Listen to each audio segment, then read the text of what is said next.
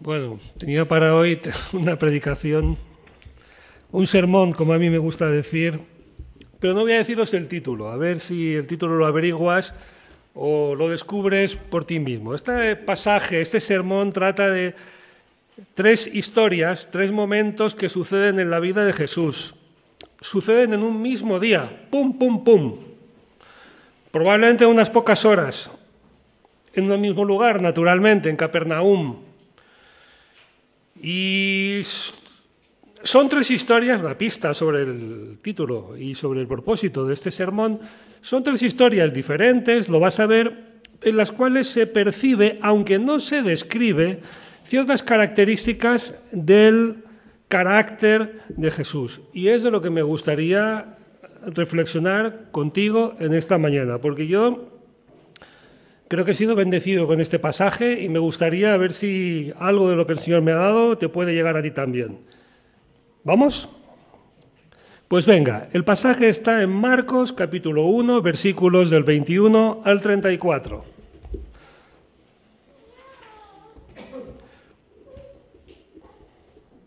A ver si intuyes o ves estas cualidades de Jesús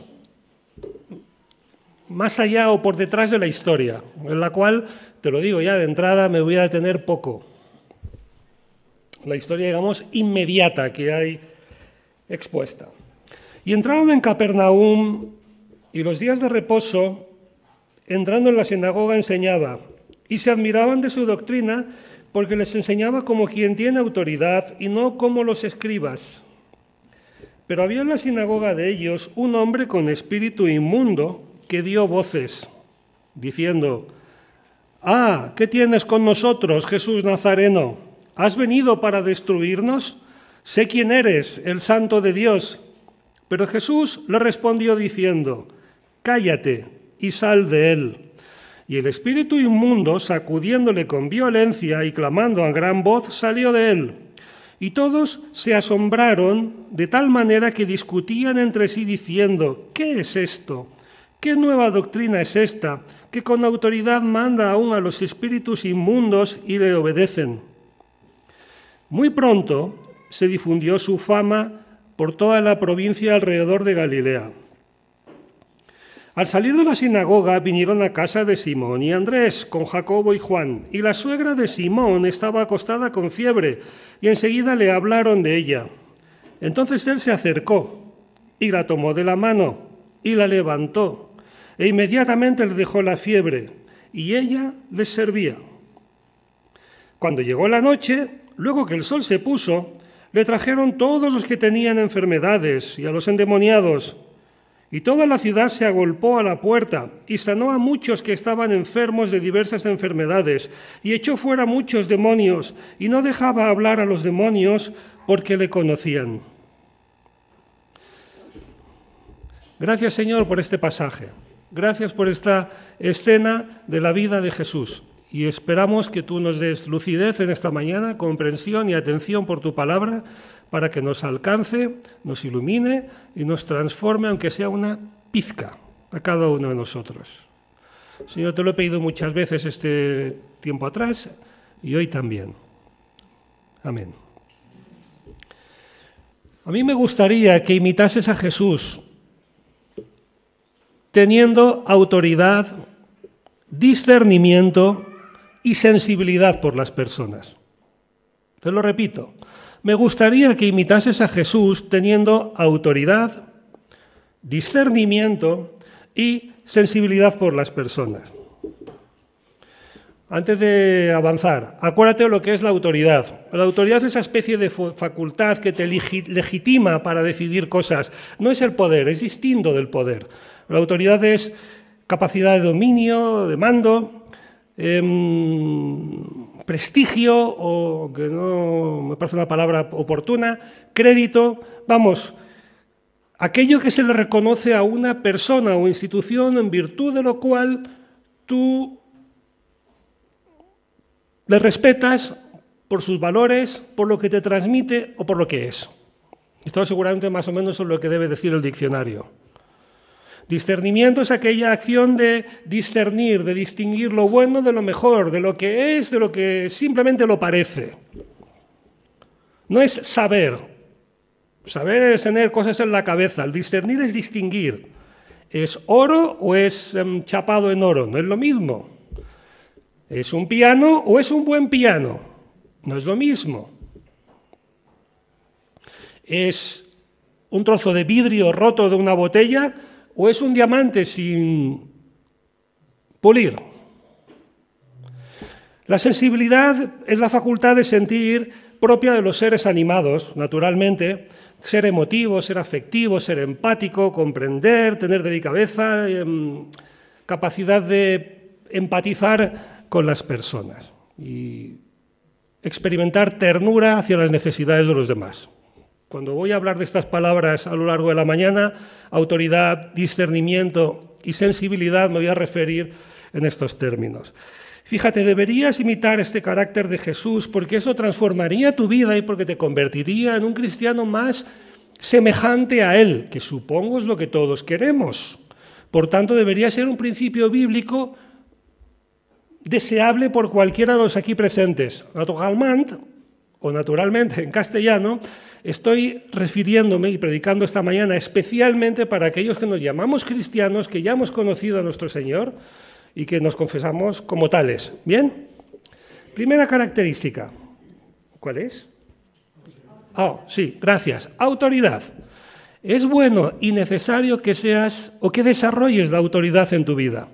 Fíjate, Jesús llega a la sinagoga, describimos la escena, llega a la sinagoga, acuérdate, no existían en el pasado, pero durante la época de...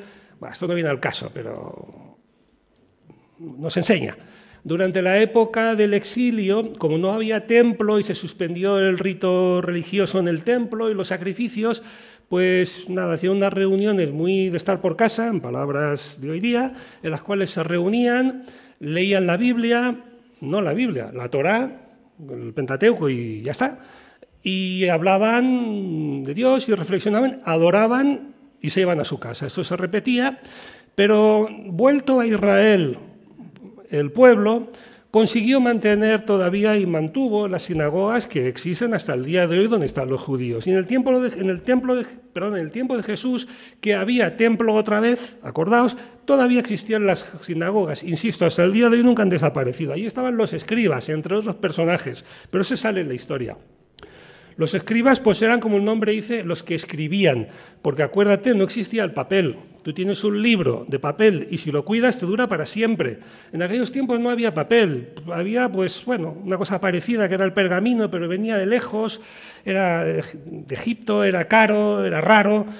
Se usaba mucho los pergaminos, ya sabes, y estas cosas, pero lo uno y lo otro con el moho, con la humedad, con las tintas que no eran sintéticas, como las de hoy día, se deterioraban. Y había unas personas que se llamaban escribas. Su función principal era escribir, vamos, copiar.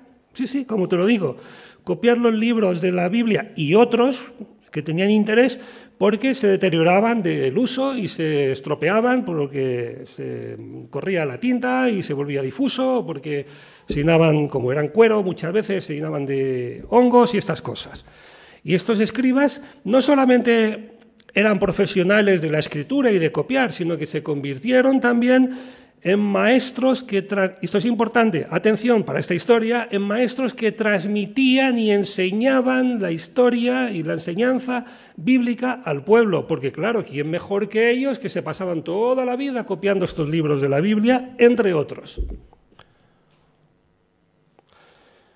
El problema es que en la práctica, al final, para ellos se convirtió en más importante probablemente explicar lo que los grandes pensadores del pasado habían dicho o entendido de ciertos pasajes, que realmente recurrir a los textos de la Biblia con frescura, con espontaneidad, con autenticidad y con honestidad para descubrir lo que Dios había dicho en aquel momento. Y bueno, se convirtió en una especie como de profesión litúrgica en la que se preocupaban más de lo que allí había escrito que de lo que allí realmente quería decir. Dicho esto, tenemos ya la escena descrita. los escribas y la persona que redacta esta historia nos dice que Jesús, voy a volver a leerlo, entrando en la sinagoga enseñaba, pero no enseñaba como los escribas, enseñaba con autoridad. A mí me encantaría que enseñases, también voy a hablar de eso antes de que acabe la mañana, pero me gustaría primero que tuvieses autoridad. Autoridad no es lo mismo que poder, tú lo sabes, pero lo recuerdo. Mira, quien tiene poder es obedecido, quien tiene autoridad es respetado. Quien tiene poder, tú le obedeces porque te obligan o porque la situación te lo impone. Quien tiene autoridad, tú le obedeces porque lo prefieres. Hay muchas veces que la autoridad y el poder se manifiestan claramente distintos, porque con frecuencia, y lo vemos tristemente a menudo, el poder se convierte en una oportunidad. En cambio, la responsabilidad generalmente depende o fluye de la autoridad. En otras palabras, el poder, entiendo, muchas veces es una oportunidad pues, para obtener dinero, prestigio o más poder. En cambio, la autoridad es una responsabilidad. Piensa que las personas que utilizan o que buscan el poder lo tienen como un logro personal. En cambio, las personas que tienen autoridad la tienen con frecuencia como una cualidad, me da la sensación. El poder se compra y se entrega. Un señor tiene una fábrica, pues manda en esa fábrica y decide y ordena a sus operarios. Cuando su hijo asume la responsabilidad, se convierte en... Nuestro rey es rey porque nació rey. Bueno, príncipe, y su padre, y su abuelo, y así, y su hija también. Es decir, no hay ninguna cualidad especial en él que le haga tener ese cargo. No estoy hablando en contra ni a favor de la monarquía, pero es algo que le viene dado por su posición. En cambio, la autoridad es algo distinto. Insisto, puedes no tener nada de poder y mucha autoridad. Y espero no estar haciendo un juego de palabras aquí esta mañana, pero la cosa puede ir incluso a más, porque puedes tener mucho poder o poder sin autoridad y a la inversa. No tener poder, como es el caso de Jesús, tener autoridad, lo cual al final te confiere poder. Y tenemos el ejemplo claro en la vida de Jesús. Jesús nunca tuvo poder alguno sobre nada ni nadie, porque era, con todos mis respetos a mi Salvador, un don nadie, el hijo de un carpintero. Pero tenía mucha autoridad y por eso lo mataron.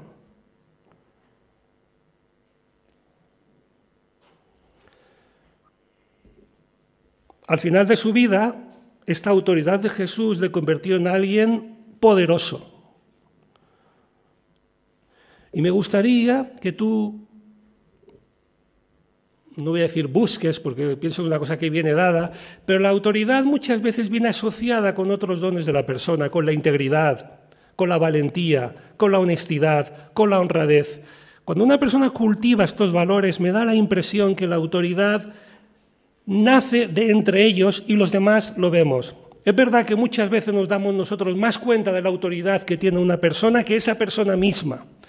Pero yo de verdad que te animaría a que sucediera como sucedió con Jesús y me gustaría oír que de alguno de vosotros algún día dicen en mi presencia algo como eso. Me habla con autoridad. O me gusta la autoridad que manifiesta cuando habla. Eso no quiere decir autoritarismo, no os confundáis, son palabras parecidas pero distintas. Autoridad no quiere decir mangonear, tampoco quiere decir mandar. Eso es el poder. Autoridad quiere decir capacidad de influir para bien en las personas, en este caso. ¿Has visto la película? He puesto el ejemplo de nuestro Salvador, cómo él es claramente alguien con mucha autoridad y sin poder. Hay una película que te recomiendo que veas esta tarde, porque en estas plataformas de pago, en Amazon o Netflix debe estar. Se llama Invencible.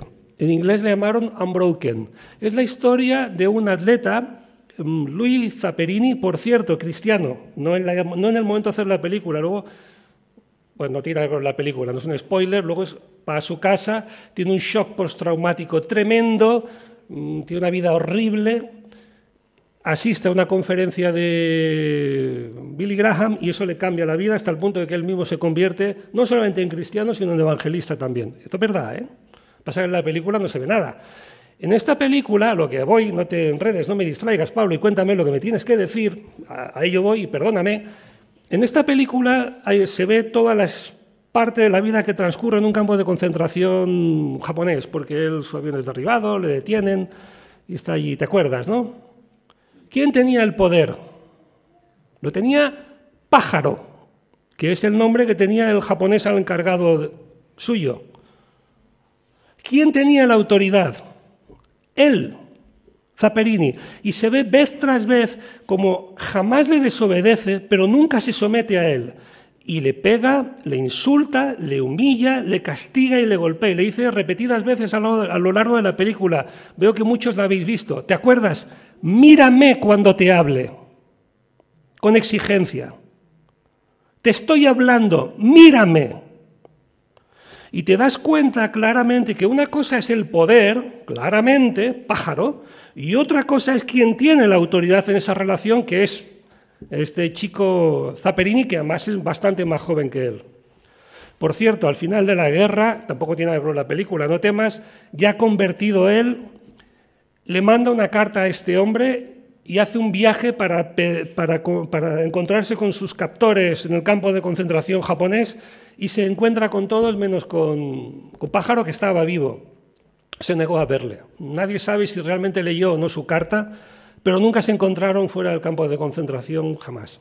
Mira esta peli esta noche que está bastante bien. Vuelve, Pablo, vuelve. Bueno, pues ahora vuelvo y te pregunto, ¿tú qué prefieres? ¿Tener autoridad o tener poder? En otras palabras, ¿te gusta influir o prefieres influir honradamente en las personas o te gusta mandar? Hay que contestar. Lo bueno es que no tiene que ser en voz alta, pero tienes que contestar, porque si no, esto no sirve para nada. Me estoy montando un show aquí yo solo, y yo vengo a darte un sermón y a cambiar tu vida, si el Espíritu Santo me lo permite. Tienes que contestar. Te lo vuelvo a preguntar. ¿Tú qué prefieres? ¿Mandar? Bueno, ¿tener poder o tener autoridad? Ahora que sabemos que no es lo mismo. ¿A ti te interesa, te preocupa y te parece importante influir a las personas que tienes alrededor, especialmente a los que tienes en la iglesia? Tienes que contestar. Y me callo unos segundos hasta que contestes. ¿O te da igual?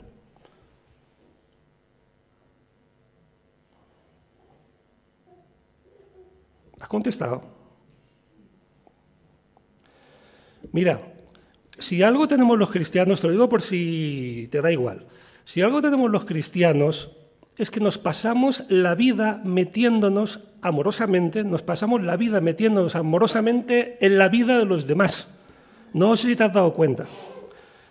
Cuando te conviertes, para ayudarte a crecer, te discipulamos o te deberíamos discipular. Cuando vemos que algo no va bien, te llamamos o te llaman y dicen, oye, que quiero hablar contigo.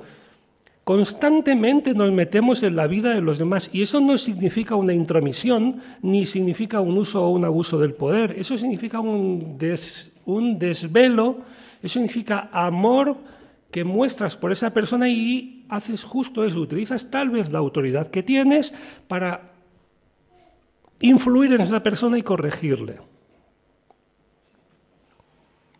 Y te pido que hagas lo mismo.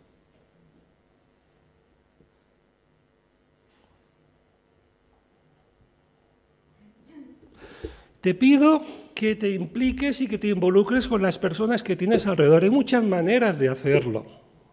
A mí la que más me gusta y la más bonita, y te la recomiendo por favor, es que enseñes a tus hermanos. No que prediques, que esto a mí tampoco me divierte especialmente predicar.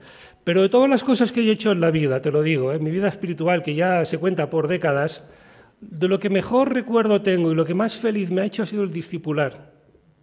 Aquellos que discipulé. Sí. Porque saber que influí en la vida de aquellas personas, uno de los cuales, varios, ¿no? Pero uno de los cuales se convirtió en el diácono de mi iglesia antes que yo incluso, y era mi líder, te decía, jolín, yo participé en la vida de esta persona. No es orgullo, no es vanidad, es satisfacción. El otro es por Fedelipste. Sigamos. Deberías tratar de tener autoridad para influir positivamente en tus hermanos y no únicamente en los de la iglesia, no únicamente en tus hermanos, también en tus vecinos, también en tus compañeros de trabajo, pero especialmente en tus hermanos. Te vuelvo a decir, estamos llamados a convivir juntos, somos peregrinos y, acéptalo, nos metemos continuamente los unos en la vida de los otros, porque vamos a decirlo así, y no es malo, al contrario, es bueno. Sigamos. Siguiente característica. Bueno, tenía aquí unas preguntas más que hacerte. No sé si hacértelas o pasar de largo. Quizás pasemos de largo, pero te las menciono.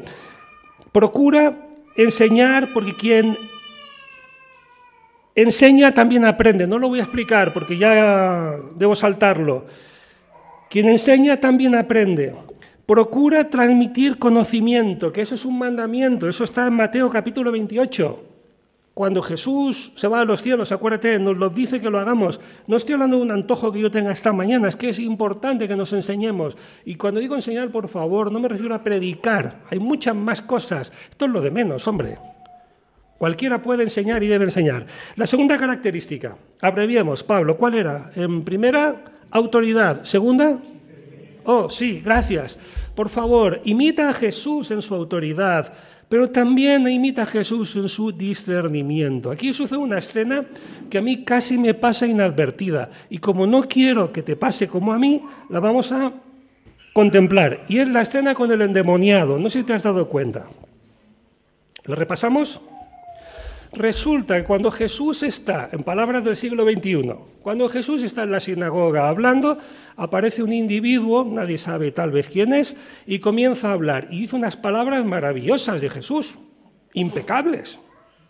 Le dice, tú eres, ahora sí lo quiero leer, tú eres el Nazareno. ¿Qué dio voces diciendo? Versículo 24, ¿qué tienes contra nosotros, Jesús Nazareno? Hoy no es el momento, pero esta declaración, Jesús Nazareno, es mucho decir, Para que te hagas una idea, te recuerdo que eso lo dice Jesús de sí mismo de vez en cuando, No es una temeridad ni una ocurrencia, es una afirmación muy valiosa. ¿Has venido para destruirnos? Sé quién eres, el Hijo de Dios, el Santo de Dios. En estos momentos, pocas personas decían eso.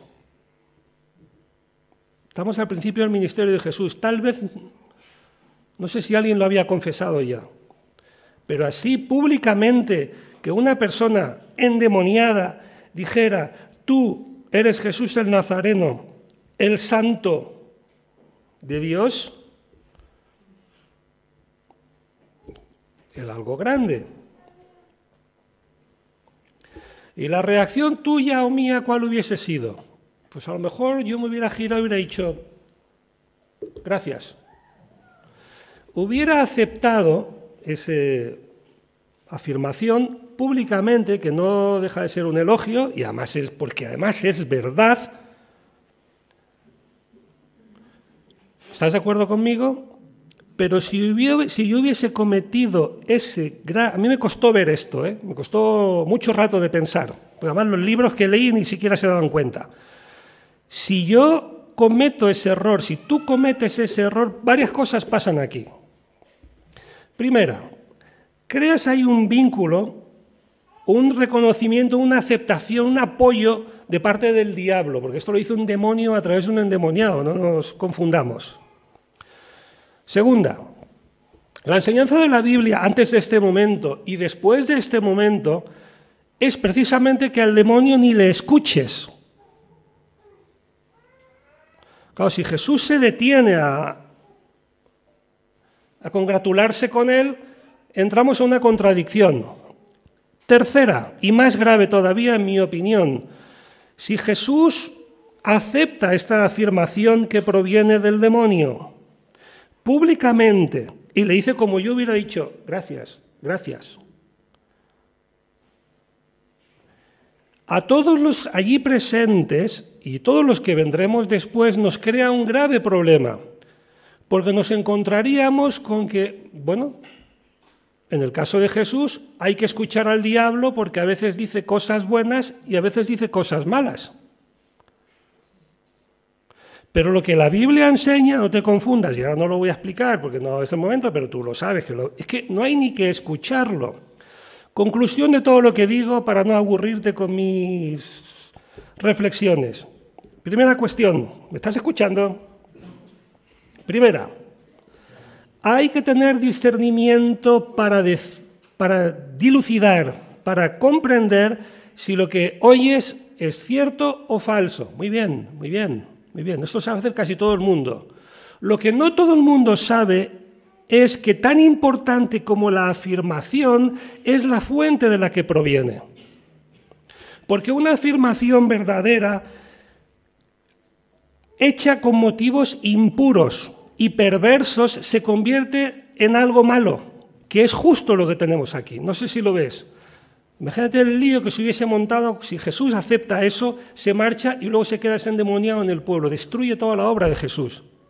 Además, me reafirmo en lo que digo, aunque no quisiera extenderme más de lo debido, pero para que veas que no me lo saco de la manga, ¿te acuerdas lo que pasó en Hechos capítulo 16 con aquella niña que era, me parece que era esclava de una persona que tenía también un demonio y adivinaba, ¿verdad? Bueno, si no te lo explico muy brevemente, en palabras de la calle. Esta niña, pues, era esclava de un señor y tenía un demonio que le hacía adivinar las cosas. Y claro, como iba adivinando por la vida, el dueño estaba ganando pasta con ella. Entonces, ¿qué pasa? Cuando ve a Pablo y creo que era Silas y Timoteo que iban juntos, luego te lo lees en casa, Hechos 16, pues comienza a hacer unas declaraciones a favor de él. Claro, pues el diablo es muy mayor y muy listo. Y él sabe que Pablo antes o después se vaya y pasan dos cosas. Primera, si Pablo se congratula con ella, esa niña luego gana más pasta para los dueños, más dinero, quiero decir, porque yo fui quien adivinó quién era Pablo. Y lo que dice de Pablo, lo verás, es algo hermoso y bonito, es verdad. Segunda cosa, si Pablo luego se va y la deja allá en la ciudad, es mucho más fácil para el diablo, a través de ella, destruir la obra de Pablo en la ciudad, que sucediendo lo que sucedió, que fue lo mismo que aquí. Pablo, produce un exorcismo. Por tanto, para ti, aplicación de este punto. Te lo vuelvo a recordar. Tan importante como saber si algo es verdadero o falso es la fuente de la que proviene. Porque una verdad mal dicha se convierte en una perversión y se convierte en un arma y en algo peligroso. Además, créeme, no te lo voy a explicar hoy, pero lo dice la Biblia. Lo que tú tienes que hacer como cristiano es saber que el diablo existe. La Biblia no lo niega, al contrario, dice que existe, y mantenerte lo más lejos que puedas de él y que él se mantenga lo más lejos que puedas de ti, lo cual es difícil porque además no depende de ti. Pero ese es tu papel en la vida. No juegues con lo que no debes, no escuches al diablo nunca, ni para bien ni para mal, que es lo que dice siempre. Y aquí tenemos un ejemplo en nuestro Señor. Conclusión, otro asunto importante relacionado con esto de la verdad y el discernimiento. Tienes que valorar, tienes que ver más allá de lo que simplemente estás oyendo y ver la fuente de la que proviene. Fíjate, y te lo vuelvo a decir, que no es algo abstracto, la verdad, independiente y, digamos, diáfano, sin duda, pero perdóname, es la tercera vez que te lo digo y quiero ser insistente, una verdad se puede convertir en una perversión si se dice con una mala intención. Y no hay duda de que por parte de este demonio la hubo. Y ahí está el discernimiento, en saber cuándo hay verdad o cuándo no, y en saber la intención que hay cuando eso sucede. Y yo pido a Dios que tú seas una persona con discernimiento. Tercera aplicación de este asunto. ¿De dónde fluye el discernimiento? No lo pone el pasaje, pero creo que el sentido común nos lo ha enseñado a todos. ¿De dónde proviene este discernimiento? ¿De Jesús o tuyo o mío? Pues el discernimiento proviene del conocimiento. Solo discierne quien conoce. Hay unos programas absurdos por televisión y sale uno que tiene una especie de, que sea aquello, parece una casa de empeño, compra de segunda mano, no lo sé. Y entonces va la gente y yo traigo esto que lo ha firmado, me lo invento, Elvis Presley. ¿Y qué es lo que hace? Claro, como yo creo que lo ha firmado Elvis Presley, pues esto vale 50.000 euros y a lo mejor es un posavasos. ¿Y qué es lo que hace este hombre? Yo lo he visto alguna vez. ¿Qué es lo que hace este hombre? Llama a un experto. Porque cualquiera sabe leer la firma si pone o no Elvis Presley, pero solo el experto distingue o sabe si es auténtica o falsa. Ese es el discernimiento. ¿Pero de dónde obtienen los expertos el discernimiento? Del conocimiento. ¿Y el conocimiento de dónde proviene? Hay que contestar, aunque no sea en voz alta. ¿De dónde proviene el conocimiento? Del estudio. Si te operan de la apendicitis, un señor te abre la barriga de una u otra manera y te hace lo que te tiene que hacer. Ese hombre no nació, o mujer, no nació sabiendo hacer eso. O, por ejemplo, más fácil, los jóvenes que estudian, o los jóvenes que tocan aquí el piano, o los músicos profesionales. A mí me encanta cuando les veo tocar y para nada, de repente improvisan y dices, ¡ay, quién pudiera! Y te dan ganas de intentarlo tú mismo. Pero su improvisación es el fruto de años y años y años de estudio, de ensayo y de perfeccionamiento. Y cuando llegas a ese nivel eres capaz de improvisar. Quiero decir, el discernimiento en este caso es el fruto o la consecuencia de la cualificación adquirida por el conocimiento.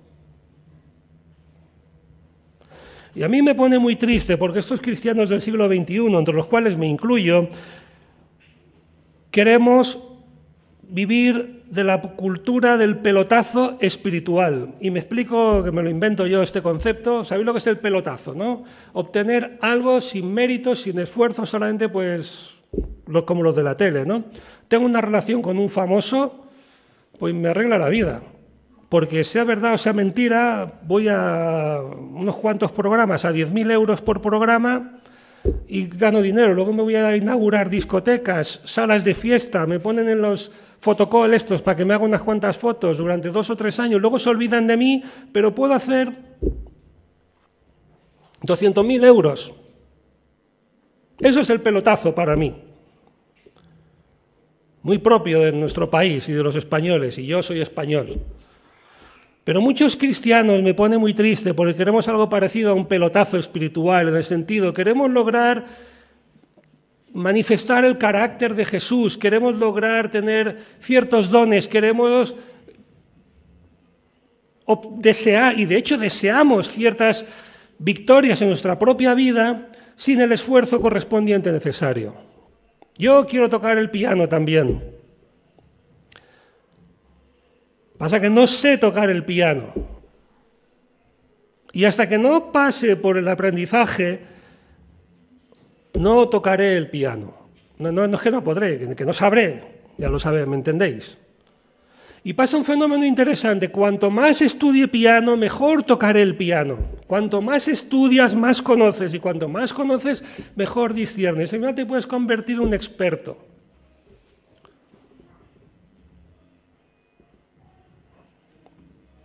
Si estudias, lo bastante.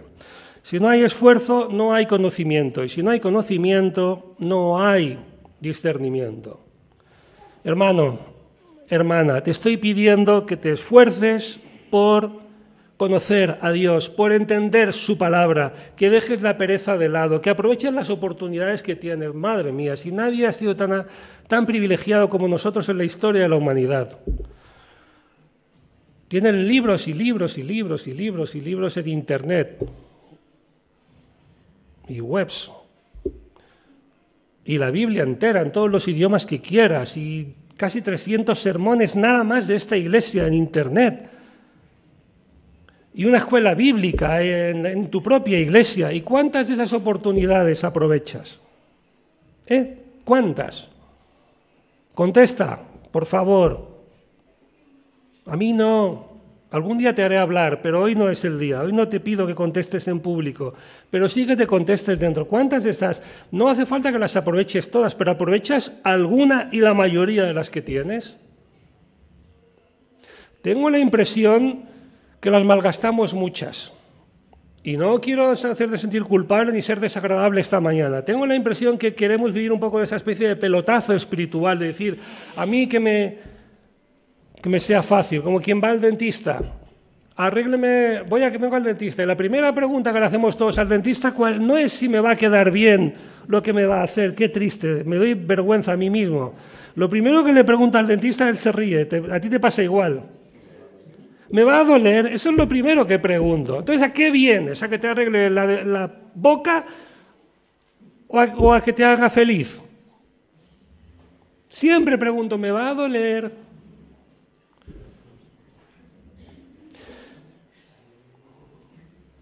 En fin, no te rías o ríete si quieres, pero acuérdate que necesitas, ¿de qué estamos hablando?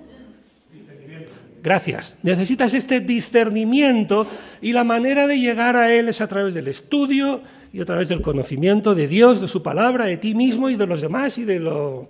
Tercer punto, rapidín. Jesús era una persona no solamente... ¿Cuál era el primer punto? El primero de todos. Sí, con autoridad. Jesús no solamente era una persona es una persona con discernimiento, sino que este pasaje nos enseña que Jesús es una persona con sensibilidad. Eso lo vemos en los versículos 29 al 34 y me encanta. Este hay que leerlo porque es que es precioso, es que me emociona. A ver, 29. Léetelo, ahora no porque ya voy a contrarreloj, léetelo en Lucas, que es hermosísimo los detalles que añade Lucas. Pero fíjate, dice... ¿Lo tienes? 29. Al salir de la sinagoga, cuando acabó esta escena, se van a la casa de Simón y Andrés. Por cierto, este Simón es el apóstol Pedro. Dice, con Jacobo y Juan. Esto es verdad que pasó, porque te dicen los nombres de los que iban. Y la suegra de Simón, ¡ay, qué interesante! La suegra de Simón, resulta que aquí en el capítulo 1, que estamos al principio del ministerio de Jesús, ya Pedro estaba casado. Estuvo casado desde el principio y estuvo 3 años con el maestro estando casado. Tiene mérito, ¿eh? Pero no me distraigas, Pablo, vuelve. Y la suegra de Pedro, Simón, estaba acostada con fiebre. Lucas dice mucha fiebre, porque claro, como era médico, él sabe lo que es poco y lo que es mucho. Tenía fiebre. Y enseguida le hablaron de ella. A ver...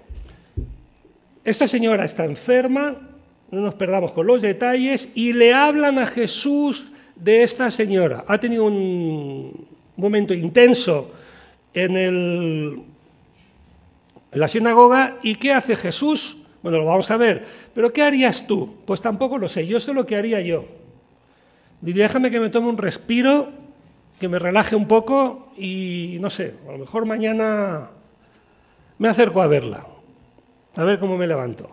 Pero Jesús lo que hace, fíjate, dice, entonces él se acercó. Y aquí me gustaría hablar de la fe que tuvieron ellos cuando le dijeron, Jesús, ven a ver a esta señora. No lo voy a hacer porque el tema de la mañana es otro, pero quiero que lo tengas presente y que tal vez reflexiones. Entonces él se acercó. ¿A quién? Pues a la suegra de Pedro. Y la tomó, es que es precioso, y la tomó de la mano. Y la levantó. Jesús, a ver si nos entendemos, va a la habitación seguramente donde estaba la señora, le coge la mano, tira de ella y la incorpora. Y inmediatamente le dejó la fiebre. Pero ¿ves esta sensibilidad que tiene Jesús? Primero porque no lo deja para mañana como hubiera hecho yo, si me va bien. lo hace ahora. Y a lo mejor tenía ganas de ir al baño, y no quiero ser irrespetuoso, o de beber, o de descansar, o de comer, que hubiera sido lícito. Va. Y luego fíjate cómo entra en relación con ella. Enferma, con los prejuicios que eso daba, a veces en aquellos tiempos que no se sabía muy bien lo que era la fiebre, la toca, la incorpora y la sana. Me gusta esta sensibilidad. Me gusta la sensibilidad que se ve en el versículo 32. Cuando llegó la noche, porque esto no acaba aquí, cuando llegó la noche, ¿qué noche? La noche del día que estamos hablando, porque todo esto pasa en un tirón, en un solo día. Cuando llegó la noche, luego que el sol se puso, para que nadie se confunda, ya se había puesto el sol, era oscurecido. ¿Bien? Vale. Pues le trajeron todos los que tenían enfermedades y los endemoniados. Hombre, todos no lo sé, a lo mejor no, pero les trajeron muchos, muchísimos, porque había cola en la puerta de la casa donde estaba Jesús, y Jesús hacía una sanación y entraba otro, y luego otro, y luego otro, y luego otro. ¿Lo estás viendo? Ahora lo vamos a leer otra vez. Y toda la ciudad se agolpó a la puerta, y sanó a muchos que estaban enfermos de diversas enfermedades, y echó fuera muchos demonios, y no los dejaba hablar porque le conocían. Esto es sensibilidad. ¿No estaría cansado a lo mejor Jesús del día ajetreado, de tanta gente? Cuando yo vuelvo de mi trabajo, ya sabéis el trabajo que tengo, a veces les digo a mi familia que por favor no me hablen unas horas que tengo la cabeza como un bombo. Suelo decirlo a mediodía, pues no tengo ganas de hablar con nadie. No sé si a ti te pasaba, y bueno, a veces me sucede, ¿no? Y Jesús no solamente hace un milagro, sino 2, 3, que no es el milagro. Jesús puede haberlos sanado todos de golpe sin necesidad de hacerles entrar en la casa. Es que interactúa con ellos. Lucas dice que los tocaba. O sea, léelo. Ahora no, en casa. Entraban, si lo tocas, quiere decir que te paras un poquito, hablas, le tocas y le produce el milagro, y luego otro, y otro, y otro, cuando el sol ya se había puesto. Eso, para mí, es mucha sensibilidad. ¿Sabes lo que hizo Jesús al día siguiente? Antes de que saliera el sol ya estaba otra vez de pie y ya se había ido. Pues somos afortunados. El próximo versículo, que no viene al caso con esta historia, lo dice. Lo voy a leer, para que veáis que no me lo invento. Versículo 35. Levantándose de mañana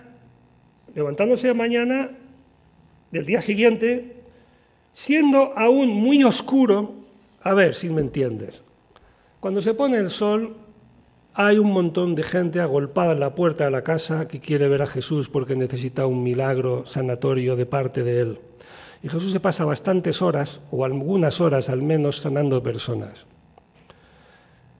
Y al día siguiente, antes de que amaneciese, porque estaba muy oscuro, lo acabo de leer, se fue a orar. ¿Cuánto durmió Jesús? ¿Cuánto tiempo tuvo para cenar, para pensar en sus cosas? Yo ya me habría quejado, me habría quejado a todos vosotros que me agobiáis, si no me dejáis tiempo para mí mismo, para mi realización personal. Creo que debemos tener sensibilidad. Creo que Jesús es un ejemplo de sensibilidad exquisita, de anteponer los intereses y necesidades de mi hermano, fíjate, incluso a los suyos propios.